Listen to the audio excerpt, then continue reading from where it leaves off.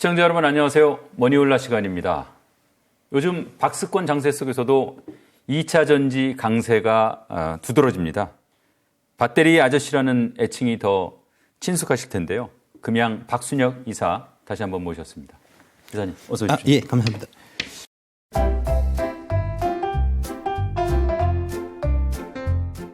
(2월 6일) 날 보니까 출연하셨어요. 7주 만입니다. 예. 그 사이에 아마 제가 보기에는 뭐 대한민국에서 제일 바쁘신 분 아니었나 싶은데 그 사이에 책 내셨어요? 예, 책도 냈습니다. 많이 팔립니까? 출판사 쪽 얘기로는 이제 아주 좀 잘 팔리고 있다고. 예, 출판사 그 사장님이 되게 좀 기뻐하고 계십니다. 사실 뭐 저도 그 책 참 잘 읽었습니다. 예, 감사합니다. 그냥 첫 페이지 읽고 놓칠 못하고 끝까지 이제 다 읽었는데. 고맙습니다. 예. 보니까 뭐 2차 전지 관련해서 뭐 알아야 될 내용들 또 우리가 이제 흔히 많이 퍼져 있는 오해들에 대해서 이제 좀 해설도 해놓으시고 투자 어떻게 해야 될지 뭐 정리가 잘 돼 있었어요. 또 이제 그 뒤에다 참고문헌 달아놓은 것도 제가 봤는데 보니까 뭐 이사님 책만 읽으면 될 것 같더라고요. 책 읽는 요령 좀 한번 얘기 좀 해주십시오. 그 책은 이제 제가 딴 거보다도 제일 좀 쉽게 익힐 수 있는 쪽에 이제 포커스를 맞춰갖고 썼거든요. 사실은 이 2차 전지라는 게 되게 좀 생소하고 그 다음에 보면은 이제 그 잘 모르는 사람들일수록 쓸데없는 것들을 많이 얘기해요. 그러니까 예를 들어서 이제 양극재, 음극재, 전해액, 분리막이 있고 동박, 알박이 있고 뭐 이렇게 구구절절히 다 설명하거든요. 이제 어차피 투자하는 관점에서는 이제 중요한 거, 핵심적인 거, 그게 뭔가를 이제 딱 알아차리는 게 중요하고 나머지 부분, 부차적인 부분, 돈 안 되는 부분들은 다 제가 다 제거하고 그 다음에 이제 설명을 최대한 좀 쉽게 이제 이해 가능하게끔 제가 이제 거기에 초점을 맞춰서 써갖고 아마 책장을 펴셔갖고 끝까지 읽는데 대략 뭐 짧으면 1시간, 길어도 한 서너 시간 이상 안 걸릴 거니까 그냥 부담 없이 쭉 읽어 내려가시면 될 것 같습니다. 요즘 이제 사실 우리 이사님 워낙 방송 많이 하셔가지고 이게 이사님 모시고 뭐 새롭게 다룰 수 있는 게 뭐가 있을까? 사실 좀 고민도 했는데 그래도 이게 한번 차분하게 생각을 저희가 정리해 볼 필요가 있겠다 싶고요. 그래서 이제 우선 최근 뭐 소식부터 한번 짚고 넘어가면 좋겠는데, 자, 제가 한 3가지 정도 여쭙겠습니다. 이게, 자, 요즘 이제 K배터리 기업 주가가 사실 급등세잖아요. 일부에서는 이게 이 회사들 실력이 아니라 공매도 친 세력들이 이른바 이 숏스퀴즈를 쳤기 때문에 일어나는 일이다. 라는 주장이 있어요. 동의하십니까? 절대 동의 못 하죠. 사실은 이제 주식이라는 게 이제 단기로는 미인 투표 기계고 이제 장기로는 체중계라는 얘기가 있는데 결국은 그 가치를 찾아가는 겁니다. 이제 장기로 체중계라는 얘기가 뭐냐면은 결국은 이제 저평가되어 있던 주식은 올라가고 고평가되어 있는 주식은 떨어진다는 얘기인데 그동안 한국의 2차 전지 그 주식들이 이제 실적이라든지 성장성이라든지 이런 것들에 비해서 너무 지나치게 좀 저평가되어 있었기 때문에 그 저평가되어 있던 것들이 이제 해소되면서 좀 제자리를 찾아가는 과정이고요. 그 다음에 그런 형태로 해서 이제 저평가됐었던 가장 큰 이유가 뭐냐면 여의도에 지금 만연해 있는 이제 그 공매도 세력들, 그러니까 기관들에서 지금 이제 롱숏 펀드라는 쪽에서 이제 공매도를 되게 많이 하고 있는데 대표적으로 작년 11월, 12월 무렵에는 이제 어떤 형태로 공매도가 있었냐면은 반도체를 롱하고 그다음에 2차 전지로 숏을 하는 전략을 많이 취했었거든요. 그러고 있다가 올해 들어와서 한 2월 정도 무렵에 이제 외국인들 매수세가 들어오기 시작하면서 그게 이제 주가가 오르기 시작했고 그러면서 이제 일정 부분 그 숏 쳤던 부분들이 좀 이제 숏 커버링이라고 하는 이제 현상들이 있었고 숏 스퀴즈라고 하는 거는 이제 이게 그 공매도 치는 세력들이 견디다 못해서 이제 마지막에 그냥 짜내기 되는. 그래서 이제 주가가 뭐 하루에 상한가 가는 게 뭐 3일 연속으로 일어난다든지 하는 이제 그런 형태로 좀 급격하게 올라가는 현상이 숏스퀴즈인데 아직 그 현상까지 간 것 같지는 않고요. 아마 지금 추세대로 가게 되면은 아마 올해 안에 그 숏스퀴즈 현상들이 좀 많이 목격되지 않겠나. 저는 그렇게 보고 있습니다. 지금 이제 가격 상승의 일정 부분은 그러면 숏 커버링 정도는 분명히 가격 상승에 기여를 했다고 보시는 건가요? 대표적으로 이제 그 숏이 많이 들어가 있었던 종목이 이제 에코프로하고 에코프로 BM인데 에코프로의 경우에는 이제 많은 형태의 숏 커버링이 많이 있었고, 그거는 이제 뭐 공매도 잔량이라든지 이런 것들을 보면 다 자세하게 나오니까 에코프로 비행 같은 경우는 그렇게 많지는 않았어요. 아직도 이제 결국은 이게 예. 실력이 발현돼서 그렇다 이제 그렇습니다. 예, 그렇습니다. 예.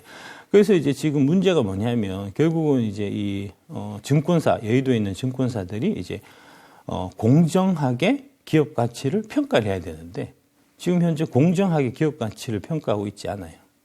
자기들의 이제 주 고객들, 그러니까 대표적으로 이제 공매도를, 그러니까 롱숏을 일삼는 이런 이제 대형 펀드들의 입맛에 맞게끔 평가를 좀 날조하는 그런 일들이 좀 비일비재하고, 그래서 이제 에코프로나 에코프로 비행 같은 경우에 지금 제가 계산한 거는 이제 23년 실적 기준 PR로 보면 에코프로가 대략 한 10배에서 한 15배 정도, 에코프로 BM이 한 20배에서 25배 정도로 이 성장성에 비해서는 현저하게 저평가되어 있는데 지금 많이 오른 상태에서도요.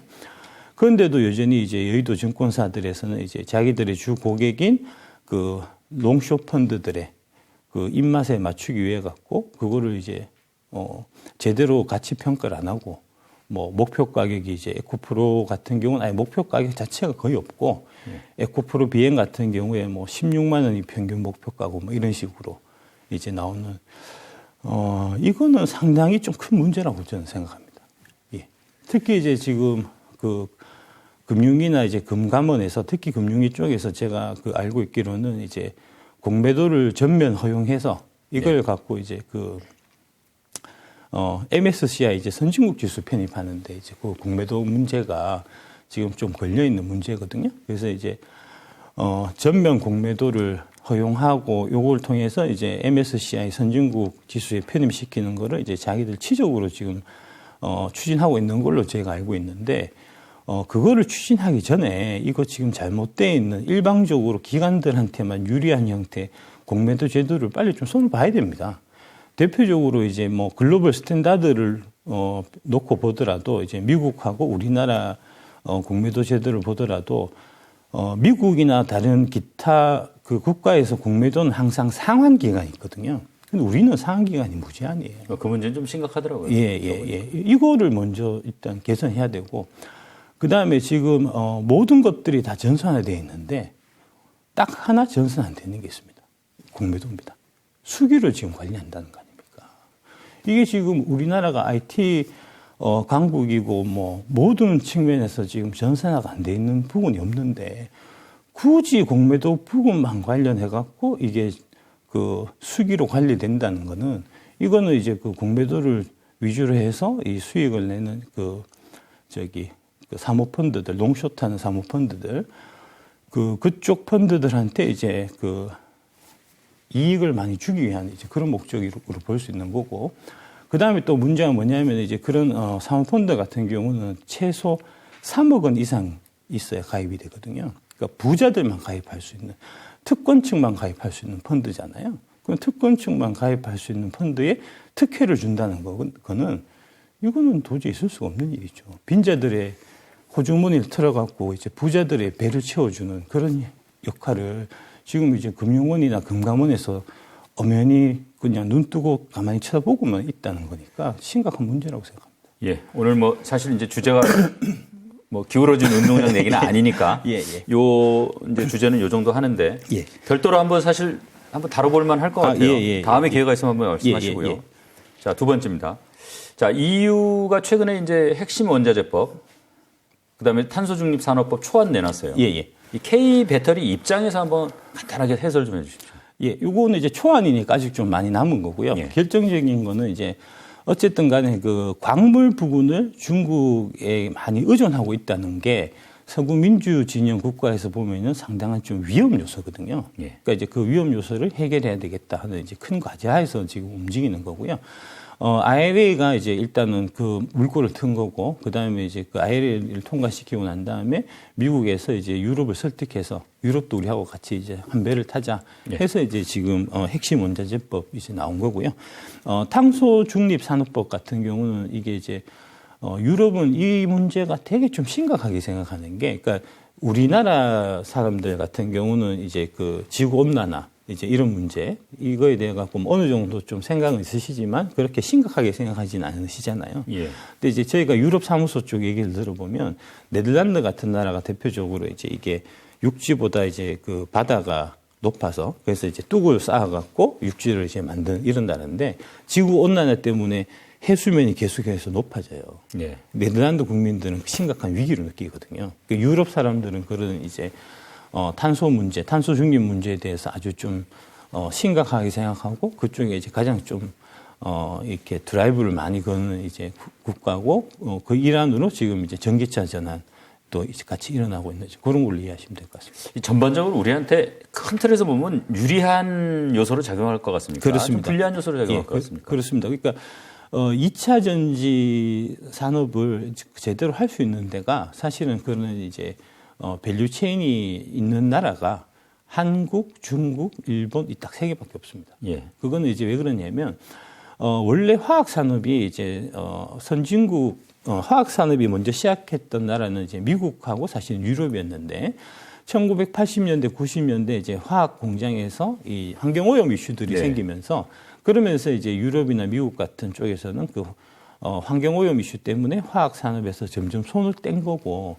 그러다 보니까 이제 아직까지 화학 산업을 제대로 공장 가동하고 돌리고 하는 이제 일을 하고 있었던 나라가 예. 한국, 중국, 일본 세 개밖에 없었던 상태인데 근데 이게 이제 이 화학 산업이 기반이 되는 2차 전지 산업이 아주 중요한 산업으로 대두되다 보니까 결국 이제 한중일 간의 이제 경쟁으로만 되는 그런데 이제 그 상황에서 일본이 많이 뒤처지다 보니까 중국은 이제 또 중국 나름대로 이렇게 중국이라는 울타리 안에 이제 자유민주 진영 국가들이 과둬버리려고 하다 보니까 한국이 이제 이 동무대가 되는 좀 그런 상황으로 이해하시면 될 것 같습니다. 예. 지금 뭐 끊임없이 하여간 뭐 업계에서 정보 수집하고 계실 텐데 미국 사실 IRA 법안제 세부안 나올 때 되지 않습니까? 혹시 뭐 미리 좀 스포일 하실 거 뭐 없습니까? 스포일을 사실 제가 하려고 했었는데 주말에 얘기가 다 나와갖고요. 제일 중요한 부분이 이제 양극재하고 음극재를 이제 원래는 컴포넌트해서 이제 부품으로 취급을 하다가 예. 이번에 이제 미네랄로 취급하는 걸로 세부 규정이 나오는 것 같은데 네. 그 차이가 뭐냐면 이제 컴포넌트로 갔을 경우에는 미국 현지에서 생산해야 되고 미국이나 뭐 북미나 이런 쪽, 네. 캐나다나 이런 쪽에 생산해야 되고 미네랄일 경우에는 이제 한국에서 생산해도 가능하거든요. 근데 이제 미네랄로 취급하게 되면은 이제 한국에서 생산하는 이제 그런 형태가 되는 거고 이게 이제 그 LNF가 지난주 금요일 그리고 이제 오늘 월요일 이렇게 이제 많이 올랐는데 그 이유가 이제 바로 요거하고 좀 관련돼 있는 게 LNF가 원래 작년에 이제 레드우드 머티리얼즈하고 합작 법인을 만들어 가지고 미국에 진출하려고 했었는데 그 기술 유출 문제 때문에 이제 불허가 됐었거든요. 네. 근데 이제 지금 이게 미네랄로 취급이 되게 되면은 굳이 미국 진출을 안 하더라도 이제 양극재를 수출할 수 있는 길이 생기니까 이제 주가 올라간 것 같고 나머지 양극재 업체들 입장에서 보더라도 이게 이제 그러면은 좀 시간을 많이 좀 번 형태가 되니까 훨씬 더 좋은 조건에 나중에 이제 북미를 진출하더라도 할 수 있으니까 되게 좀 장점이 있을 것 같습니다. 예. 이 배터리 산업 이제 뭐 본격적으로 좀 얘기 좀 해보겠습니다. 예. 자, 책 보면 에너지 밀도, 양극재 두 가지만 아시면 뭐 투자하는 데 문제 없다 이렇게 말씀하셨는데 먼저 에너지 밀도 관련해서 투자자가 꼭 알아야 될 내용이 있다고 그러면 어떤 겁니까?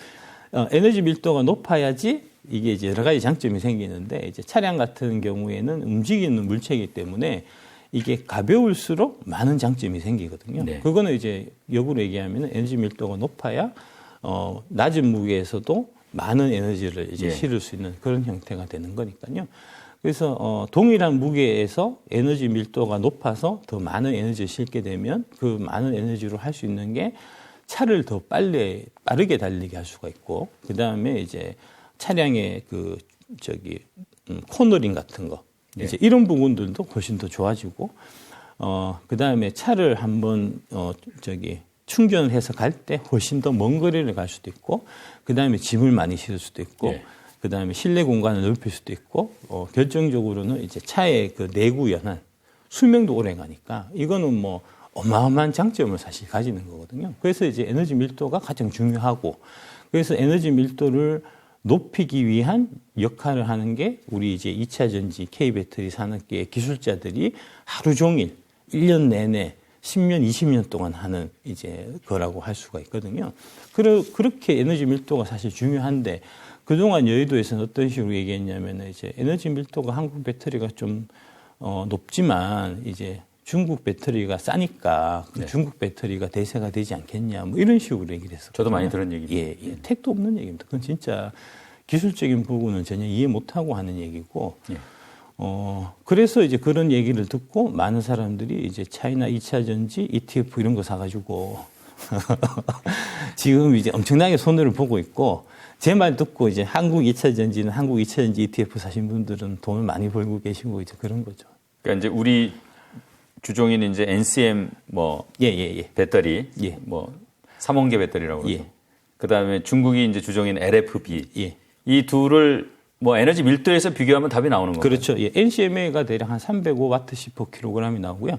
LFP가 155Wh/kg이 나오거든요. 그러니까 그거는 이제 보면은 동일한 그 에너지일 때 LFP로 차를 만들게 되면은 대략 440kg이 더 무거워진다는 얘기입니다. 예.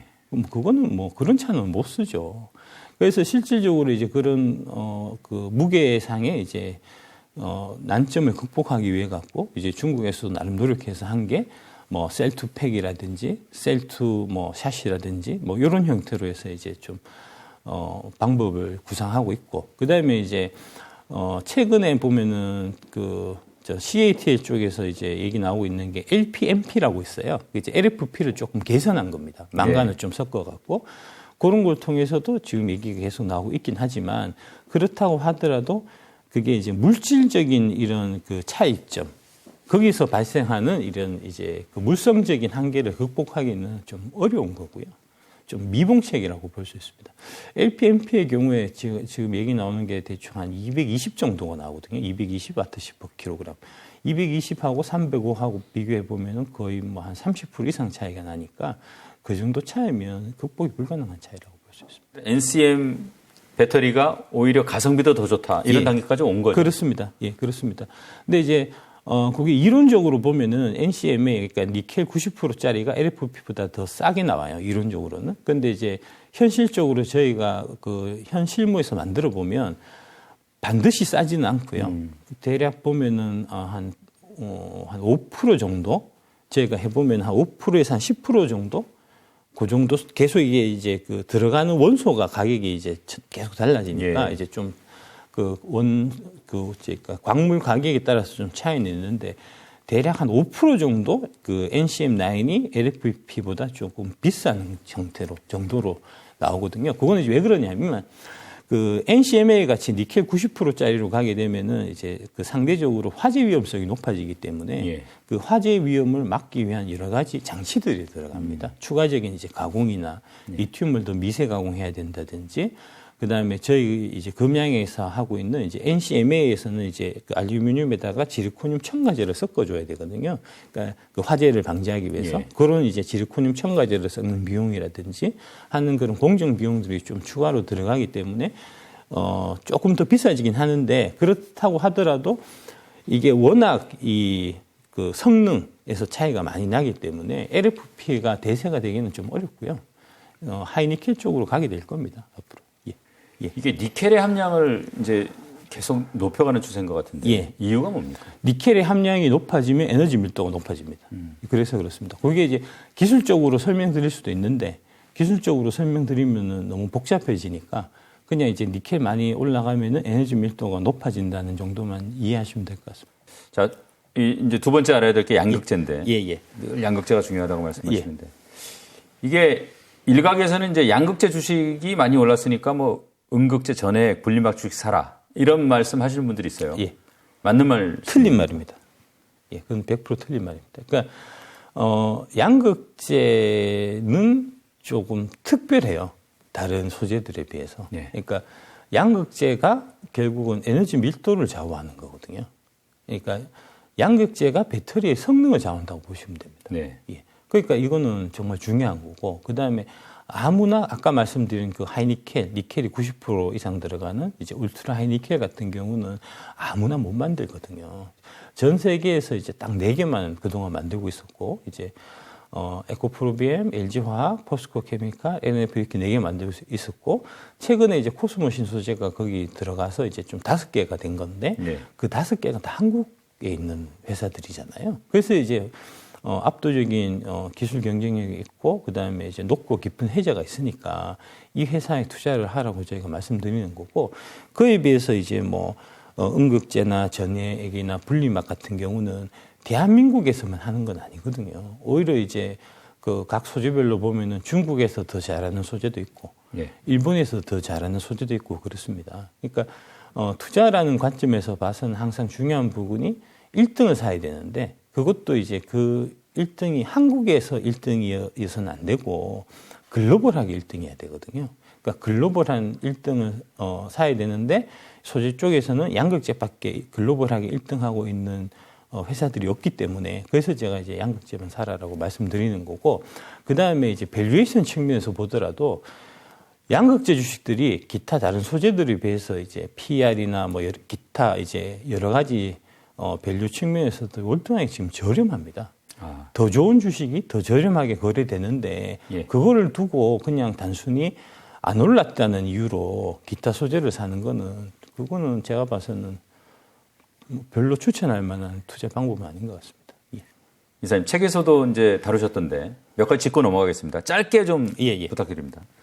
자, 중국 CATL이 세계 최고의 배터리 회사다. 아닙니다. 기술이 많이 떨어집니다. CATL이 갖고 있는 기술이 한국의 기술을 훔쳐서 만든 거예요. 쉽게 말씀드리면. 예. 금량하고 견조서도 저희가 자웅을 겨룰 만큼 정도의 기술력입니다. 솔직히. 그러니까 LG 에너지 솔루션 이런 데 비하면 한참 떨어진다. 그럼요. 예, 그렇습니다. 예. 두 번째, 중국 회사들의 주력인 LFP가 최소한 가성비는 좋다. 그렇지 않습니다. 예, 가성비도 울트라 하이 니켈 쪽 니켈 90%짜리가 훨씬 더 좋습니다. 세 번째, 자 테슬라 4680 배터리처럼 자동차 회사들이 직접 배터리를 만들면 이 K배터리 회사들의 이 갑의 위치가 흔들릴 수 있다. 테슬라가 50% 저렴한 배터리를 만들어갖고 배터리 시장을 다 장악할 것처럼 얘기하거든요. 그거 자체가 진짜 애널리스트의 소양이 진짜 의심스러울 정도로 정말 공부가 부족한 얘기입니다. 이게 테슬라가 배터리를 4680 배터리를 설령 성공한다 하더라도 자기들밖에 못 써요. 그것도 자기들 중에 일부밖에 못 쓰거든요. 그건 의미가 없는 거죠. 그거는. 그냥 단순하게 이제 테슬라 입장에서 만들어서 우리도 만들 수 있으니까 우리한테 줄 때는 조금 싸게 줘봐. 이 정도의 얘기는 할 수 있어도 그게 이제 시장의 판도를 완전 바꾼다든지 할 수 있는 형태는 절대 안 되거든요.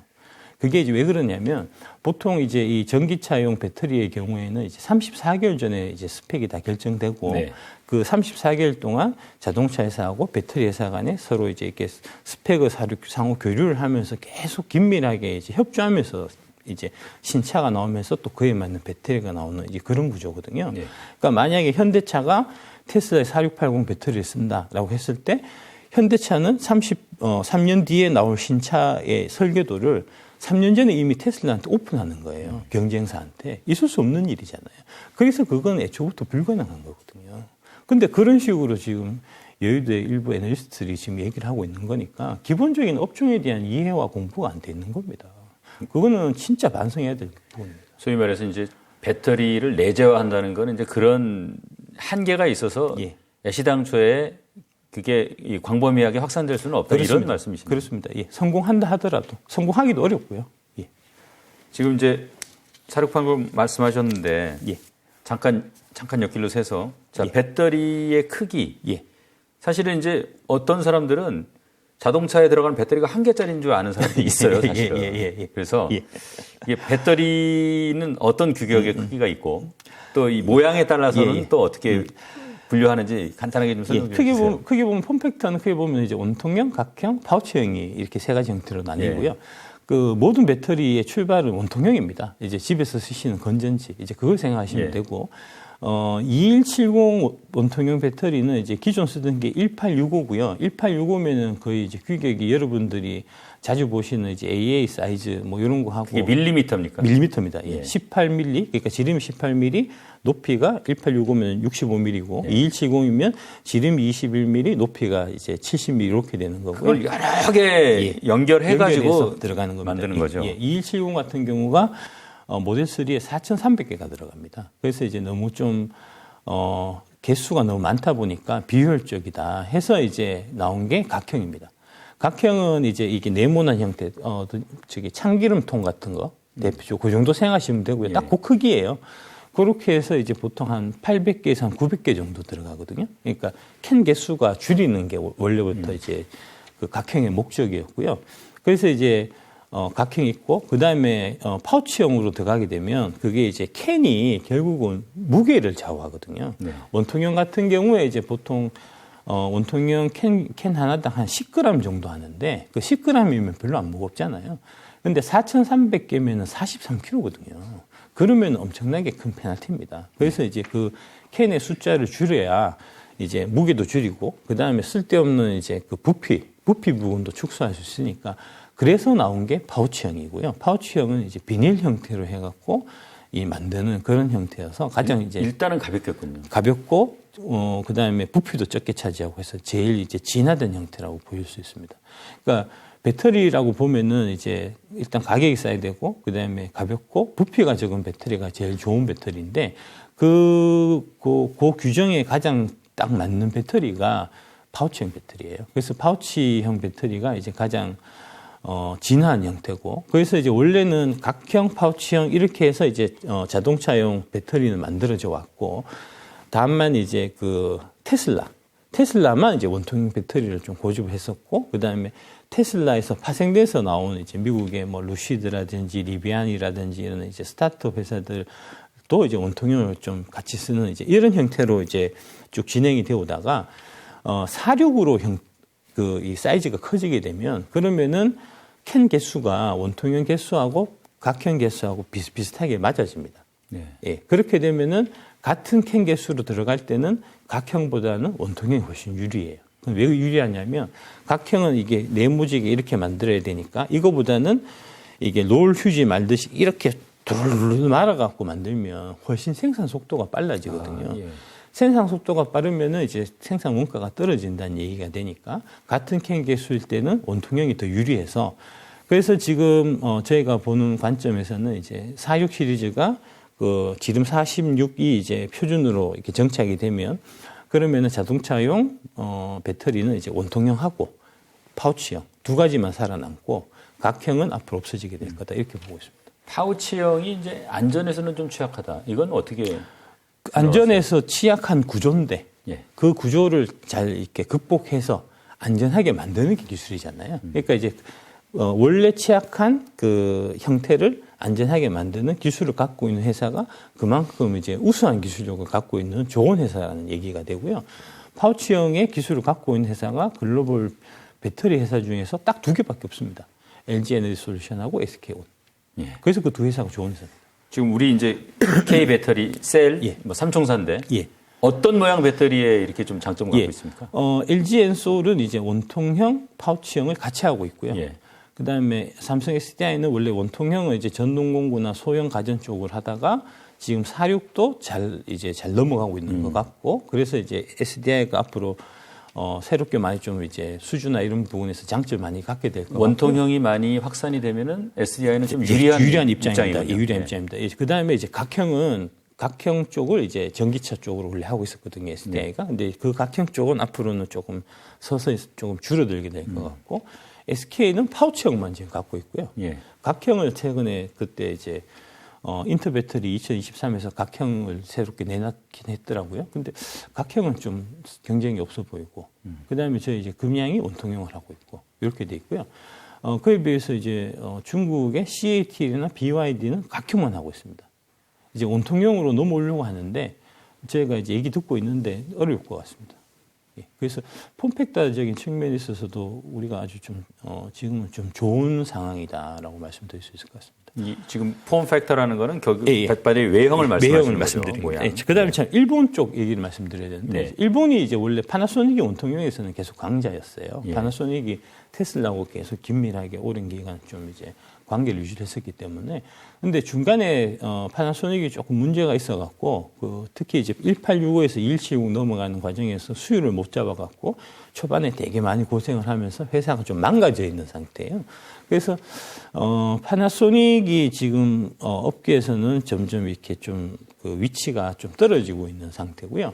원래는 이제 그 배터리 쪽 2차 전지 쪽에서는 이제 가장 그 먼저 했던 데가 사실은 소니인데 소니가 2006년에 그 노트북 화재 사건이 생겨갖고 그때 이제 드랍을 했거든요. 그 이후에 드랍해갖고 그 이제 사업부가 어디로 갔냐 하면 이제 그 무라타 쪽으로 갔는데 무라타가 지금 사업하고 있는 게 그것도 좀 잘 안 되는 것 같습니다. 그게 왜 그러냐면 무라타 쪽 그 2차 전지는 가장 많이 썼던 데가 그 원통형인데 원통형 가장 많이 썼던 데가 어디냐 하면 이제 다이슨 있지 않습니까? 무선 청소기.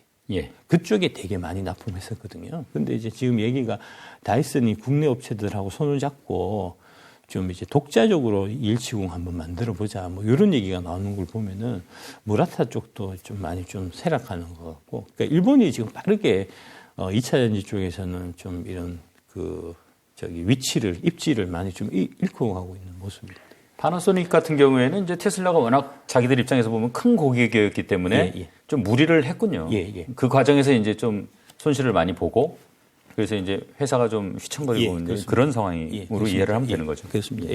약간 그 일론 머스크가 상도의가 좀 없는 사람이에요. 저희 쪽에서는 되게 안 좋아하는 사람입니다. 제 업계에서는.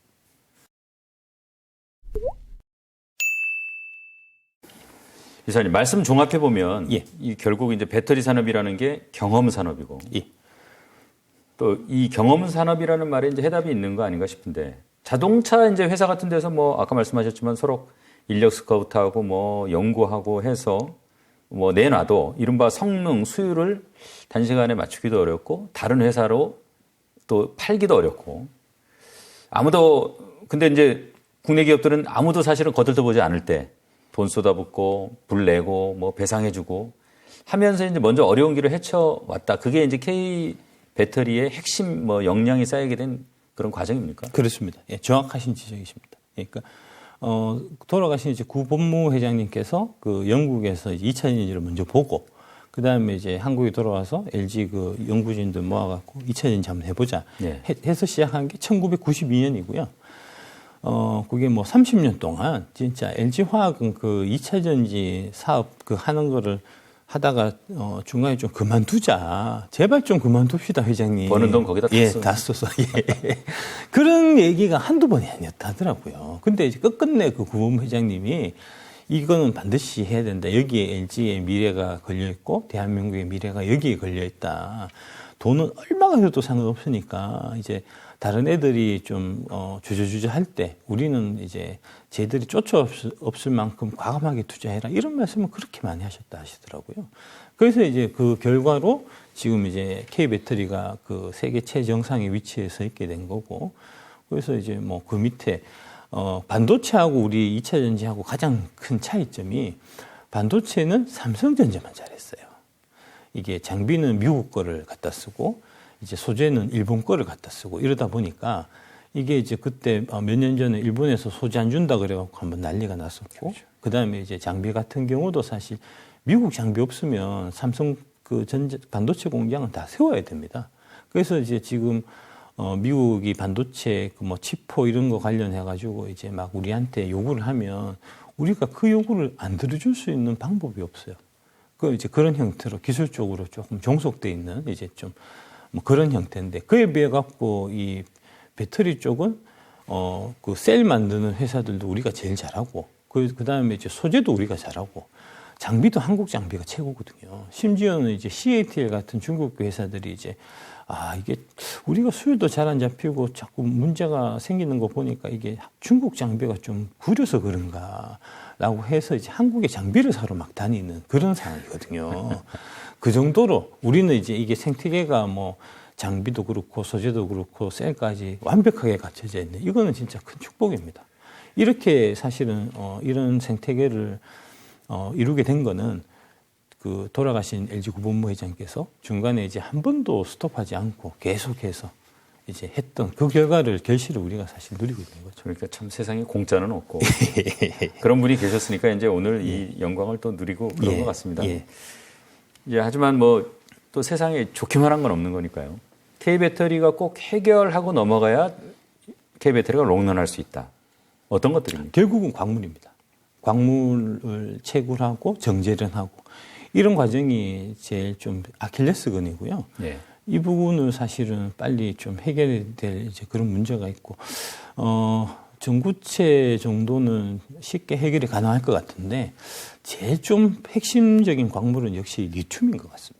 네. 예, 리튬이 앞으로 진짜 많이 필요할 텐데, 사실은 그 포스코가 지금 이제 갖고 있는 움브레 뭐 이렇대요. 뭐 아르헨티나에. 그것도 진짜 천우신조로 걸린 거예요. 얻어 걸린 거예요, 사실. 어떻게 좀 운이 좀 많이 따랐던 거기도 하고.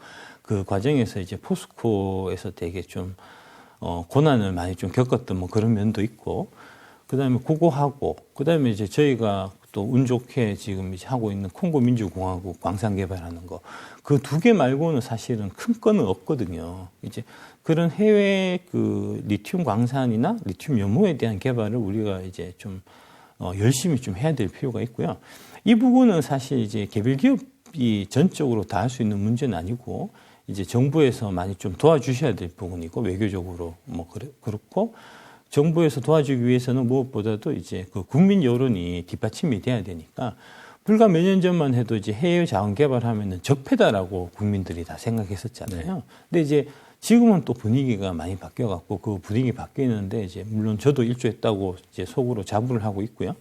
그래서 이제 분위기 좀 많이 바뀌어갖고 해외 광물 자원 개발하는데 이제 국민들이 많이 좀 성원해주는 이런 이제 그 분위기가 된 거니까 이럴 때 좀 힘을 많이 기울여가지고 해외 자원 개발에 좀 많이 좀 나서야 될 상황 아닌가 이제 좀 그렇게 생각하고 있습니다. 자, 이제 이사님 책 읽다가 좀 궁금증이 좀 생겼는데 이게 좀 뭐 제가 잘 모르는 사람이니까 예.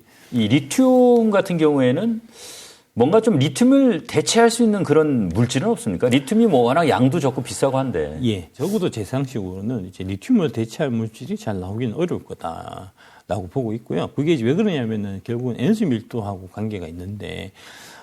에너지 밀도가 높기 위해서는 이제 그 가벼워야 되는 거잖아요. 그러니까 원자 자체가 가벼워야 되는데. 원자 번호가 3번. 예. 3번이니까. 예, 리튬은 3번이니까 원자량이 리튬이 7이거든요. 그러니까 수소가 1이면 리튬이 7이고 뭐 이런 형태가 되거든요. 그러니까 금속으로 존재하는 것 중에서는 가장 가벼운 게 리튬이라서. 수소하려면 또 기체니까. 예. 수해는 기체니까요. 그래서 이제 리튬이온 배터리를 사실 만드는 거기 때문에 리튬 대체하기는 좀 어렵지 않겠나 싶습니다. 예.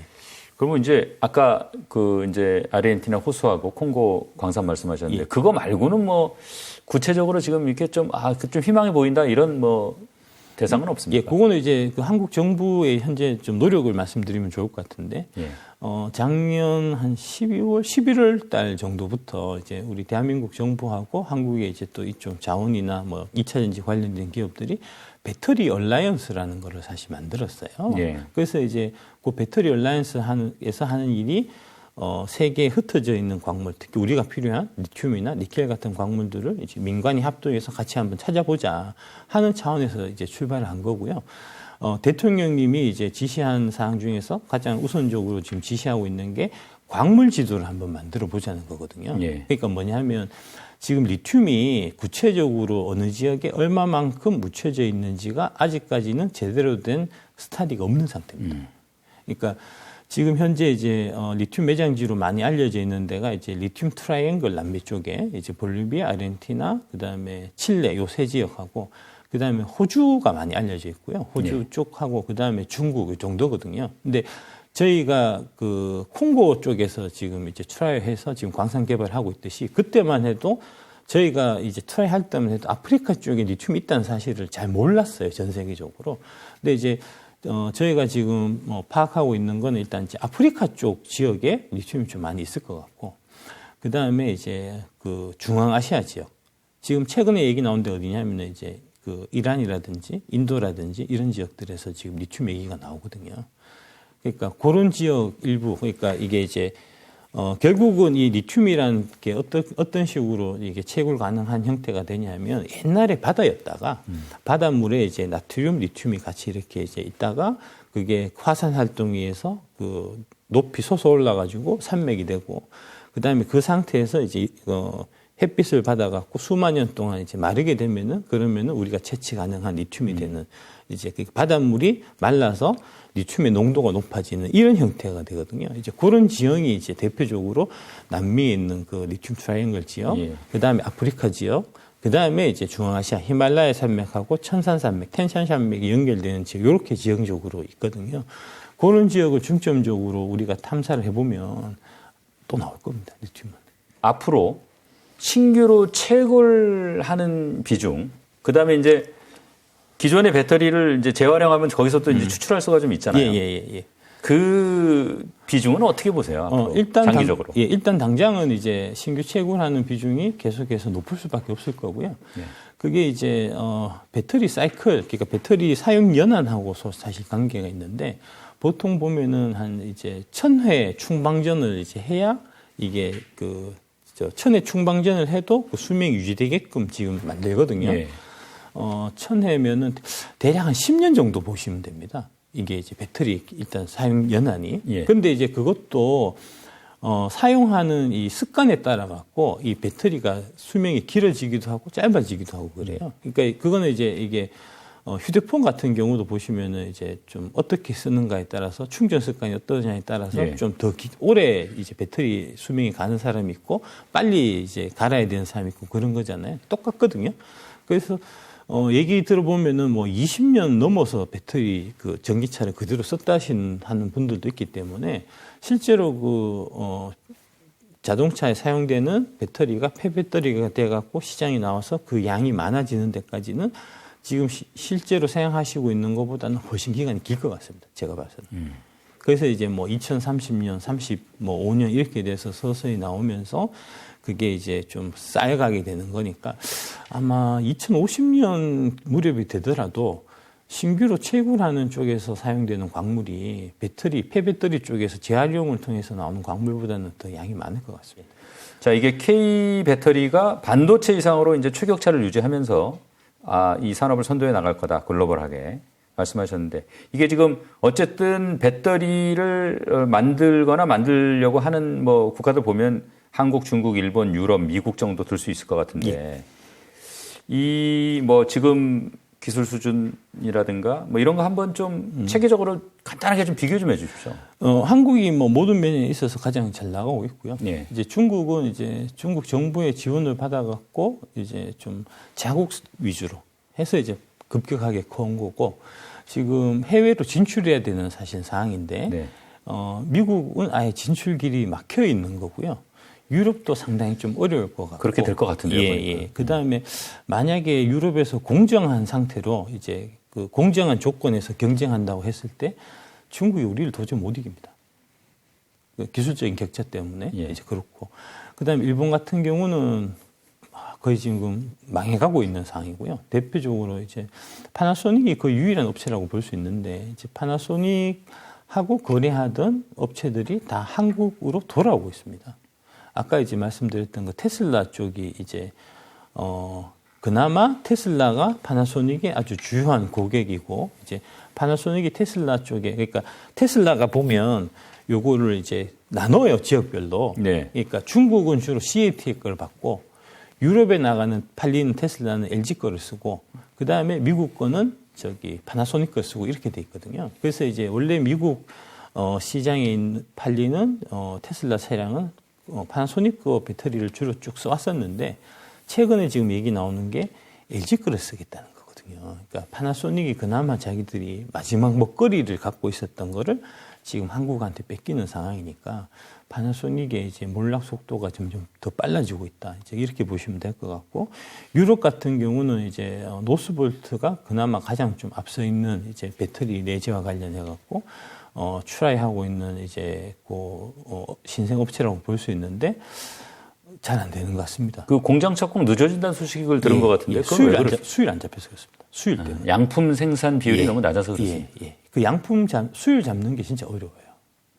그게 LG 에너지 솔루션이 한국에서 다 잘 만들어 갖고 만든 사람들 만든 그 기술 만든 기계를 갖고 그대로 미국 폴란드로 보내 갖고 처음에 이제 배터리 공장을 짓고 수율을 잡기 시작했는데 그게 토탈해서 4년이 걸렸거든요. 지금 SK가 헝가리에 지금 공장을 지어갖고 21년에 착공해서 지금 이제 계속 수율 잡는 작업을 하고 있는데 작년까지 안 됐습니다. 올해도 어려울 거라고 하거든요. 그게 뭐 이를테면 기후, 물, 뭐 이런 게 다 영향이 있는 겁니까? 다 영향이 있습니다. 아주 민감한 거라 갖고 그거를 진짜 이제 수십 년 동안 안 잡아본 사람이면 그거 못 잡습니다. 진짜 그거는 고려청자의 비색을 내는 도공들의 이제 뭐 기술적 이런 거라 갖고 사실은 이제 우리도 그걸 잡느라고 그렇게 오랜 기간, 돈, 시간이 들어간 거죠. 그렇습니다. 그러니까 우리가 이제 그 부분에 대해서 좀 이해가 부족한 것 같아요. 저부터도. 뭐 그냥 만들면 되는 거 아니야? 이렇게 생각을 하는데 결국은 지금 우리 배터리 회사들이 갖고 있는 눈에 보이는 기술 못지않게 눈에 보이지 않는 그런 긴 기간을 통해서 겪은 시행착오, 노하우, 경험 이런 것들이 큰 자산이겠군요. 그렇습니다. 그게 큰 자산이고 저희가 그 기술진 쪽에 얘기를 들어보면 이게 수율이 잘 안 잡혀갖고 이게 기계들을 이렇게 미세 조정해서 막 고치고 해서 딱 잡았는데 잡고 나서 내가 뭘 만져가지고 잡았는지 모른다는 거예요. 그 정도로 이제 그러니까 사실은 이제 화학이 요리하고 좀 비슷한 측면이 있습니다. 그러니까 칼국수집에 이게 저 집에 이제 30년 전통에 막 줄 서서 먹는 칼국수집 있잖아요. 보면 특별한 건 없거든요, 사실. 근데 그 맛을 딴 사람이 흉내를 못 내는 거잖아요. 그러니까 그런 겁니다, 이게. 말로 설명할 수 없는.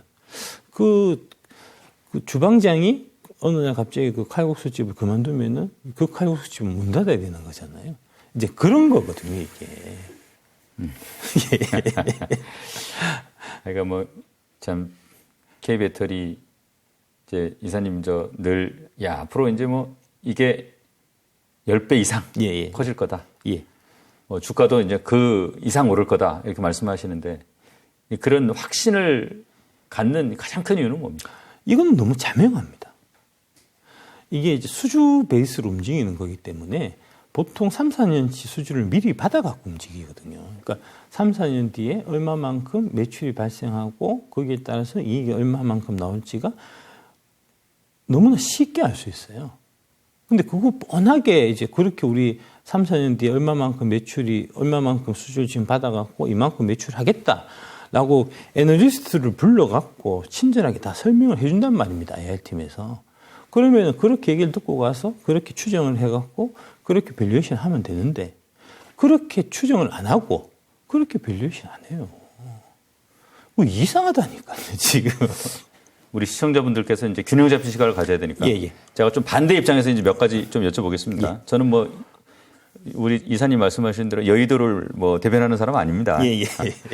자, 이게 주가라는 게 결국 이제 기업 이익에 수렴한다 이런 명제에 대해서는 뭐 전혀 이유가 없습니다. 다만 이게 주가가 매출이나 영업 이익하고 정비례할 것인가에 대해서는 좀 의문이 있거든요. 말씀하신 대로 만약에 이게 이제 그야말로 그 바인딩으로 매출이 확정돼 있다.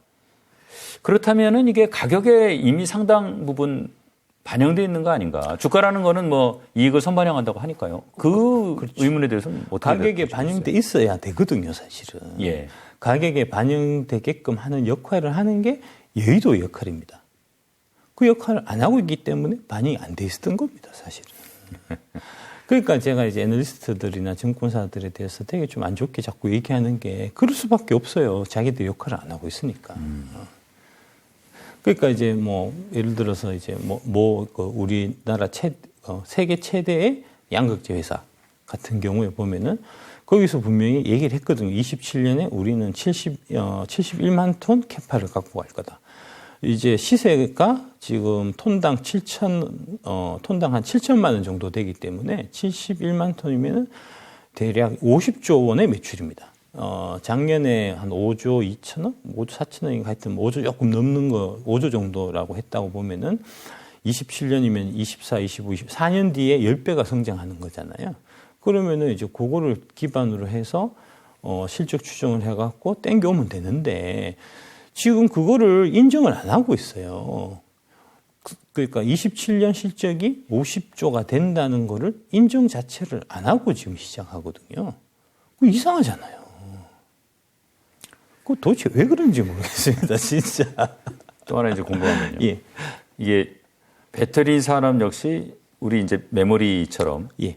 좀 자본 집약적이에요. 예. 거액을 계속 투자를 예, 해야 예, 되고. 예. 이제 우리가 삼성전자하고 애플 주가 비교할 때 사실 이제 삼성전자가 자본 집약적이라는 게 일종의 진입 장벽도 되지만 역시 이제 상대적으로 주가가 조금 낮은데도 분명히 역할을 한다. 그런 건데. 자, 그렇다고 하면 매출 신장, 이익 신장만큼 주가가 따라갈 수 있겠나 하는 의문이 좀 드는 것도 사실이거든요. 그래서 이제 그런 측면에서 보더라도 양극재가 제일 투자할 만한 합니다. 예. 그러니까 다 이제 뭐 공장 새로 짓고 뭐 설비 투자하고 다 해야 되는데, 그러니까 이제 ROIC라고 투하 자본 대비해서 이제 얼마만큼의 수익률이 나느냐 하는 거를 계산해 보면은 양극재가 제일 좋아요. 양극재의 경우에는 이제 3천억의 설비 투자를 하면 연 1조 원의 매출이 생깁니다. 네. 그러면은 이제 10% 영업이익이 난다라고 가정했을 때 3년 만에 공장 지어서 본전 다 뽑는다는 거잖아요. 그만큼 수익성이 또 좋은 사업이 또 양극재이기 때문에 그래서 제가 항상 소재는 양극재만 투자해라라고 말씀드리는 거고, 그 다음에 셀도 되게 좋아요. 제가 봐서는 이제 뭐 LG엔솔도 그렇고 SK온도 그렇고 삼성 SDI가 제 8개 추천 종목에 들어가 있지는 않지만 삼성 SDI도 되게 앞으로 성장 가능성이 있는 회사라고 저는 보거든요. 뭐 주가 측면에서도 마찬가지고. 그런데 이제 제가 지금 현 시점에서는 양극재가 훨씬 더 매력이 있다라고 보는 부분이 그런 부분들에 대한 그 여의도의 제대로 된 이제 가치 평가나 이런 산업에 대한 이해가 좀 부족해서 그래서 제가 더 말씀을 드리는 겁니다. 상대적으로 좀 저평가되어 있다고 보는 거고요. 그러니까 LG엔솔이 지금 아마 130조 원 정도 시총이 되는데, 그러면은 이제 그 양극재 쪽에서 세계 최고의 회사가 이제 에코프로 BM이거든요. 그 회사로 기준해서 보면은 대략 한 60조에서 한 65조 원 정도, 한 절반 정도 가격 돼야지 저는 정상이라고 봅니다. 그 가치 평가가. 그렇다고 보면은 지금 에코프로비엠이 많이 올라서 대략 지금 한 20조 원 조금 넘는 것 같은데, 많이 올랐다고는 하지만 앞으로 적어도 3배는 더 오를 수 있는 여지가 있다는 얘기가 되거든요. 그러니까 이런 부분들을, 애널리스트들이 제대로 공부를 안 하고 이해를 못 하고 있어요. 그러면서 이제 자꾸 뭐 고평가되어 있네, 뭐 밸류가 너무 과하네 이런 얘기를 하고, 그게 이제 2차 전지를 담당하는 애널리스트가 그런 얘기를 하면 그거는 또 제가 뭐 또 그럴만하다라고 생각할 수 있는 여지도 있는데, 문제는 뭐냐면 그 업종에 대한 이해도 하나도 없는 사람이 단지 이제 그 증권 방송들에 나와가지고 얼굴을 많이 비쳤다는 이유로 자기가 전문가인 양 행사하면서 이제 함부로 2차 전지 그 산업 그 기업에 대해서 고평가 뭐 3년치를 땡겨왔다 이런 형태의 얘기를 한단 말입니다. 그 사람들은 이 산업에 대한 이해도 부족하고, 그 다음에 이제 이 에코프로 BM이 앞으로 뭐 23년에 매출이나 이제 영업이익이 얼마만큼 날지 실적 추정도 안 되는 사람들인데, 그런 사람들이 함부로 고평가네 저평가네 얘기하는 거는 그거는 뭐랄까 선을 넘는 행동이죠. 또 하나요. 예. 이 사실은 이제 예를 들어서 메모리 반도체가 뭐 하나가 이제 뭐가 좀 문제가 생겨서 예. 하면 사실 기계를 이제 못 쓰는 정도가 최악의 상황인데. 예. 물론 이제 2차 전지라는 게 뭐 자동차용으로만 쓰이는 건 아니고 여러 이제 용도로 쓰이지만, 예를 들어서 자동차 같은 경우에는 달리는 물체니까 이게 뭔가 이게 잘못해서 안전에 문제가 생겼을 때, 이를테면은 뭐 미국 같은 경우에는 뭐 징벌적 손해배상하면은 뭐 엄청난 거액을 물어내야 되기도 하고, 예. 뭐 리콜 한번 하고 나면은 뭐 그냥 정말 거덜날 정도로 막 예. 그렇게 될 수도 있는데, 예. 자, 그런 위험도 있는 산업 아니냐. 그렇습니다. 예, 그렇습니다. 그래서 약간 좀 그게 디스카운트가 돼야 되는 거 아니냐, 이제 이런 얘기도 하거든요. 어떻습니까? 그래서 이제 그런 부분들이 사실은 이 배터리 사업을 진행하는 과정에 있어서 이제 LG 에너지 솔루션이나 이런 회사들한테 상당히 많은 타격이 있었던 거고요. 예. 그러니까 이게 경험 사업이라고 얘기하는 것 중에 하나가 불을 내봐야 불을 안 내는 방법을 알 수가 있어요. 우리는 이제 특히 LG 에너지 솔루션은 불을 많이 내봐갖고 불을 안 내는 방법을 터득이 되어 있는 상태입니다. 그래서 이제 그만큼 이제 그 진입 장벽, 이제 높은 그 해자를 갖고 있는 형태가 되는 거고요.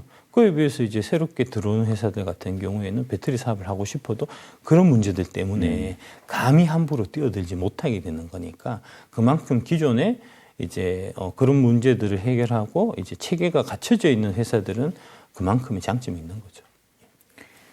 지난번에 그 이제 수면제 먹고 몇 년 자고 나면 부자가 돼 있을 거라는 그 헝가리 출신 앙드레 코스톨라니 유머를 인용하신 걸 제가 봤어요. 예. 근데 제가 이제 저도 그 코스톨라니 책은 참 여러 번 반복해서 읽었는데 예. 이게 주가는 사려고 하는 사람과 팔려고 하는 사람 중에 누구 마음이 더 급한가에 달렸다. 이게 궁극적으로 주가는 거기서 결정이 되는데 예. 결국 이제 사려는 사람 마음이 급하고 팔려는 사람은 급할 게 없을 때 이제 주가가 이제 오른다는 말이에요. 자, 10배 오를 때까지 계속 그런 상황이 지속이 될까요? 그럴 것 같습니다. 예, 그럴 것 같습니다. 지금 2차 전지 주식들 이제 특히 제가 추천드렸던 이제 8종목을 갖고 계신 분들은 지금 마음이 너무 편해요. 거의 뭐 50% 수익 나신 분도 있고 100% 수익 나신 분도 있고 150% 수익 나신 분들이 있는데 그분들이 다 이제 제가 방송한 내용이나 제 책을 보고 산 거란 말입니다. 네. 그 책에 뭐라고 되어 있냐면 3년 동안 들고 가시면 10배 갈 겁니다. 얘기를 해서 긴가민가하고 일단 사봤는데 사니까 지금 한 뭐 3개월, 6개월 만에 지금 일단 2배는 난 거잖아요. 그러면 한번 믿어볼 만 하겠죠. 뭐 흔들릴 이유가 없는 거죠. 그러니까 중간에 뭐 등락이 있다고 하더라도 그분들이 뭐 급하게 팔 이유는 사실 없는 거고 한 2, 3년 한번 갖고 가보자. 설마 2배 난 거 다 사라지겠냐. 뭐 이런 마음일 텐데 그에 비해서 지금 사야 되는 입장은 너무너무 조급하고 급합니다. 첫 번째로 이제 아까 말씀드렸던 이제 공매도 했던 사람들은 빨리 갚아야죠. 요새 그 공매도 이율이 한 8%, 9% 된다 하더라고요. 예. 대차하는 이제 이율이. 그거 8%, 9%씩 연이율 내가면서 들고 있는데 주가는 떨어질 기미는 없고 계속해서 손실은 누적되고 있으니까 마음이 너무 급한 거고요. 그 다음에 이제 2차 전지 주식들, 특히 양극재 핵심 주식들은 기관들이 안 갖고 있어요, 지금. 작년엔 내내 고평가돼 있네, 앞으로 안 좋네, 이런 얘기 해갖고 제가 얘기 들어보면은 뭐 이제 셀이나 뭐 기타 이제 동박이나 뭐 이런 소재는 갖고 있는 사람들이 많이 있어도 핵심 양극재는 갖고 있는 사람들 자체가 드물어요. 포트폴리오에 편입이 안 돼 있고 편입이 안 돼 있습니다. 예. 기관들 갖고 있는 기관들이 잘 없어요. 이제 그러니까 그것도 지금 야 이거 빨리빨리 사야 될 텐데 언제 사긴 사야 될 텐데 이러다가 계속 이제 놓치면 안 되는데 뭐 이런 생각하고 있을 거고. 보다 결정적인 건 뭐냐면 지금 얘기가 계속 나오고 있는 게 이제 그 양극재 핵심 업체들이 코스피로 이전한다는 얘기가 있습니다. 코스피로 이전하게 되면 어떠냐면 코스닥에 1, 2등으로 있으면서 그게 이제 400%가 오르든 200%가 오르든 이제 펀드 투자 그러니까 기관 투자자 입장에서는 크게 문제가 안 될 수가 있어요. 왜냐하면 이제 벤치마크가 코스피 지수 기준이기 때문에 코스피 주가 쪽에서 얼마나 많이 오른 거를 내가 안 갖고 있다 하더라도 문책이 되지는 않은데 만약에 이게 코스피 쪽으로 옮겨갖고 지금처럼 계속 올라가게 되면은 이거는 진짜 큰일이거든요. 그러면은 혹시라도 코스피 쪽으로 이전하기 전에 내가 저거를 미리 좀 사놓지 않으면 앞으로 엄청나게 머리 아픈 일이 생길 수 있겠다. 이렇게 되기 때문에 이거는 수급적으로 보더라도 좀 올라갈 수밖에 없는 그런 여지가 많이 있고요. 그 다음에 이제 외국인 쪽도 사실 좀 그렇습니다. 예. 외국인 투자자들이 이제 되게 다 모든 산업에 대해서 다 잘 알 것 같은데 2차 전지는 잘 모르더라고요. 최근에 제가 이제 홍콩 쪽에 있는 외국인 투자자하고 이제 이 뭐랄까 줌으로 이렇게 IR을 좀 진행을 했는데 그분이 이제 저희 금양 쪽 물어보시는 것보다는 한국의 2차 전지 산업에 대해서 많이 물어보시더라고요. 그러면서 하시는 말씀이 그 박순혁 이사님이 작년 한 해 동안 유튜브에서 열심히 활동하시는 거를 많이 보면서 내가 2차 전지에 대해서 공부를 되게 많이 했고 그래서 다른 매니저들보다 훨씬 유일한 위치에서 투자를 해서 수익을 많이 거두고 해서 고맙다라고 말씀하시더라고요. 그러면서 하시는 얘기가 외국인 투자자들도 2차 전지의 산업에 대해서 잘 모른대요.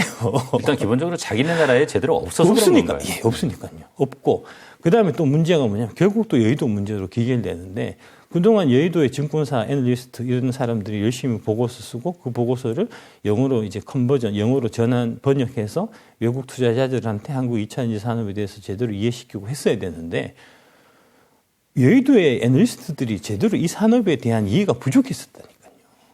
그러다 보니까 지금 보면은 이제 셀 같은 경우는 이제 그래도 그나마 외국인 투자자들이 많이 투자해 있고 투자 비중도 높고 한데 양극재 쪽 이쪽은 외국인 투자자 비중도 지금 되게 적습니다. 한 자릿수가 잘 안 되거든요. 그러니까 이제 그런 외국인 투자자 입장에서도 야 이거를 사야 되는데 놓쳤구나. 공부해갖고 빨리 사야 되겠다. 지금 그런 상황이어서 그러니까 이제 크게 보면은 사야 될 사람들은 너무너무 넘치고 팔아야 될 사람들은 급한 게 하나도 없는 그런 상황이라는 거죠. 그렇다고 하면은 이제 이미 뭐 바닥에서 사서 뭐 10배, 20배 오른 분도 주변에 보면 많아요. 그분들은 이익을 깔고 가니까 좀 여유가 있으시고. 신규로 진입하시는 분도 뭐 주저없이 그냥 사라. 이렇게 이제 말씀하시는 거예요. 그렇습니다. 다 사갖고 당장 물려갖고 빠지면은 좀 꼼짝달싹 할 수 없으니까 좀 일부는 좀 남겨두고 한 반 사고 반 남기든지 30% 사고 70% 남기든지 아니면은 70% 사고 30% 남기든지 그거는 뭐 각자 알아서 하시면 될 것 같은데 일단 사놓는 게 제가 봤을 때 중요한 것 같습니다. 지금 이제 이사님 보시기에 유튜브 여론은 사라는 쪽이 많습니까? 팔라는 쪽이 많습니까? 다 단기 고평가가 돼 있고 조정하면 사야 되고 뭐 지나치게 과열이고 막 다 이런 얘기가 있고 심지어는 뭐 특히 양극재 같은 경우는 뭐 종교 같고 저 박수영 이사는 교주 같고 뭐 이런 얘기하면서 험담하는 사람들도 천지에 널려 있거든요. 유튜브 공간에. 그러니까 그런 얘기 할 때 빨리 사시는 게 좋습니다. 이를테면 우리가 이제 삼성전자 9만 원 넘었을 때 또 뭐 그때 보면은 뭐 그다음에 카카오 뭐 이런 이게 그때 보면 이게 막 나무가 막 하늘을 뚫고 올라갈 것 같았단 말이에요. 근데 이제 돌이켜 보면 그때가 상투였다. 야, 그럼 이거 2차 전지도 또 똑같은 거 아닌가? 이제 이런 아마 연상이 돼서 그런 거 아닐까 싶은데. 그러니까 이제 그게 결국은 이제 주가는 기업 이익의 함수고. 그러니까 카카오가 7배가 올랐는데 이제 코로나 시국에 7배가 올랐는데 7배가 오를 때 매출이 7배가 는 게 아니거든요. 이익이 7배가 는 게 아니거든요. 그러니까 이익도 그대로고 사실 영업이익도 그대로였는데 주가만 7배가 올랐단 말입니다. 그러니까 7배 오른 거는 이유가 없었던 거니까 그 이후에 지금 떨어지고 있는 거고 제자리를 찾아가고 있는 거고 삼성전자도 마찬가지예요. 2000년도 그 코로나 시국 때는 일시적으로 특수가 있어서 반도체가 잘 팔려갖고 그래서 이제 단기간 좀 좋은 것처럼 보였지만 코로나가 끝나고 사람들이 이제 다 돌아다니기 시작하면서 코로나 시국들에 많이 샀던 이제 그 휴대폰이나 뭐 기타 IT 기기 같은 거를 안 사니까 이게 이제 그 재고가 급격하게 쌓이면서 지금 나날이 영업 실적이 나빠지는 상태잖아요. 그러니까 이제 그래서 실적이 안 나니까 주가가 떨어지는 거고. 그런데 그에 비해 갖고 이제 에코프로 BM 같은 경우를 보면 에코프로 BM이 2021년에 매출이 1조 5천억 정도였을 겁니다. 22년에 5조가 넘었으니까요. 올해는 제가 봐서는 대략 한 12조 정도 될 것 같거든요. 2026년, 2027년에는 대략 50조 원 정도의 매출은 무조건 깔고 가거든요. 그런데 왜 안 올라가겠습니까? 그러니까 자꾸 주가를 자꾸 보니까 지금 문제가 생기는 거고 주가만 보지 마시고 주가 이외에 기업 이익이라는 그 함수가 이 주가하고 같이 동반해서 움직이고 있는가를 사실은 봐야 되는 거거든요. 그래서 기업 이익이 움직이는 거가 뻔히 있는데 그거는 배제하고 단순하게 주가만 많이 올랐으니까 과열이다, 고평가다 이렇게 얘기하는 거는 진짜 그 애널리스트로서의 기본이 사실 안 돼 있는 거고 지금 그렇게 얘기하는 증권사가 한국에 되게 많다는 거는 참으로 수치스럽고 부끄럽고 창피한 일입니다. 자, 마지막으로 우리 박 이사님 K배터리 8종목. 뭐 워낙 많이 들어서 다 아시겠지만 어떤 건지 한번 정리하고 오늘 마무리하겠습니다. 보통 이제 배터리 양극재 이렇게 쭉 말씀드리는데 오늘 조금 바꿔갖고 결국은 이게 중요한 부분은 이제 이 순환 사이클 이제 광물을 채굴 해서 그 다음에 그거 갖고 양극재를 만들고 그 다음에 배터리를 만들고 다시 이제 폐배터리 리사이클링하는 이런 이제 순환 과정을 다루는 게 중요해요. 그래서 이제 그 순환 과정을 이제 갖고 있는 회사들 위주로 제가 사실은 말씀드린 거고요. 그래서 첫 번째로 그 중요한 축을 이루고 있는 회사가 양극재 쪽, 양극재나 기타 소재를 다양한 기술들을 갖고 있으면서 그게 이제 배터리로 연결되는 이제 LG화학, LG엔솔 라인. 그 다음에 이제 그 리튬을 채굴해서 리튬이나 니켈이나 각종 이런 이제 광물단에서 열심히 채굴해갖고 결국은 양극재까지 만들어지는 포스코홀딩스, 포스코 케미칼 라인.